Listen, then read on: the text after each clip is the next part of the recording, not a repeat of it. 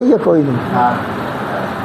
اللہ کے قرآن نے اگر ہمیں 2 2 3 3 4 4 کی اجازت دی ہے نا، تو اللہ فرماتے ہیں یہ اس صورت میں ہے جب تو ان چاروں کے اندر تو عدل انصاف کر سکے، اور اگر تجھے خطرہ ہے کہ میں انصاف نہیں کر سکوں گا فواحدۃ، پھر ایک کی کافی ہے، ایکوں سے گزارا کر۔ تو آپ کے میرے آقا نے اگر شادیاں زیادہ کی ہیں، ان کا حق بھی ادا کیا یا نہیں کیا؟ کر کے دکھایا بھی امت کو۔ تو آپ اپنے ساتھ تو غزوہ تبوک کے موقع پہ قرآن اندازی کی، نام نکل آیا ام المومنین حضرت عائشہ صدیقہ رضی اللہ تعالی عنہ۔ آپ غزوے میں، لڑائی میں ساتھ لے گئے، جنگ میں۔ یہ وہ جنگ تھی جس میں بہت کثیر تعداد کے ساتھ منافق بھی ساتھ گئے تھے، اور ان کا سردار عبداللہ ابن ابی وہ بھی ساتھ چل پڑا۔ اس نے راستے میں بڑی بڑی شرارتیں کی، واپسی آتے ہوئے بھی بڑی بڑی شرارتیں اس نے منافق نے کی ہے۔ 2 صحابہ کو آپس میں لڑانے لگا، چھوٹی سی بات پہ، پانی کے مسئلے پہ لڑانے لگا۔ کبھی زبان سے کوئی بکواس کرتا ہے، صحابہ کو کہتا ہے، انصار صحابہ کو، کہ دیکھو یہ مہاجر صحابہ اب تمہارے اوپر سرداریاں کر رہے ہیں، تمہارے ساتھ لڑائی جھگڑا کر رہے ہیں، تمہاری بات نہیں مانتے۔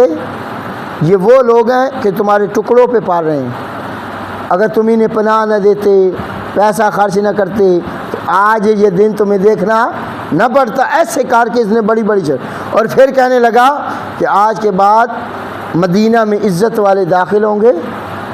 اور معاذ اللہ کہنے لگا ذلیل لوگوں کو نکال دیں گے مدینہ سے۔ یعنی جو مدینہ کے رہنے والے ہیں ان کو کہہ رہے ہیں وہ عزت والے، جو باہر سے آئے ہیں مسلمان حضور کی ذات، اس کے اوپر بکواس بازی کر رہے ہیں۔ اور جب یہی بات حضور علیہ السلام کو بذریعہ وحی اللہ پاک نے اطلاع دے دی، وہ سارا واقعہ لمبا ہے، ٹو دی پوائنٹ ذکر کر رہا ہوں، تو آپ علیہ السلام نے تو کچھ نہ کہا، راز تو کھول گیا اس کا، لیکن اسی کا سکا بیٹا حضرت عبداللہ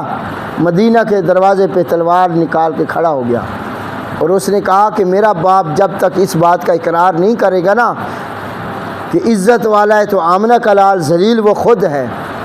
اگر یہ اقرار نہیں کرے گا تو میں اسی تلوار سے اپنے باپ کی گردن اڑاؤں گا، کہ میرے نبی کے متعلق اس نے اتنا بڑا جملہ کیوں کہا۔ یہی غزوہ تبوک کے موقع پہ حضرت عائشہ صدیقہ رضی اللہ تعالی عنہ کیا فرماتی ہیں